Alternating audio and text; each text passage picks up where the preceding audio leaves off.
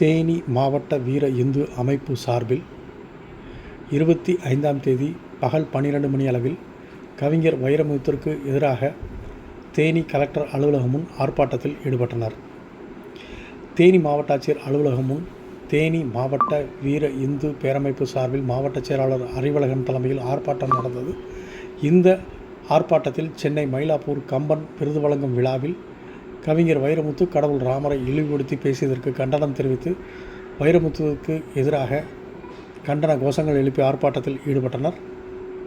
இந்த ஆர்ப்பாட்டத்தில் தேனி மாவட்ட வீர இந்து பேரமைப்பு சார்பில் சுமார் 20க்கும் மேற்பட்டோர் கலந்து கொண்டு கண்டன கோஷங்கள் எழுப்பி ஆர்ப்பாட்டத்தில் ஈடுபட்டனர்.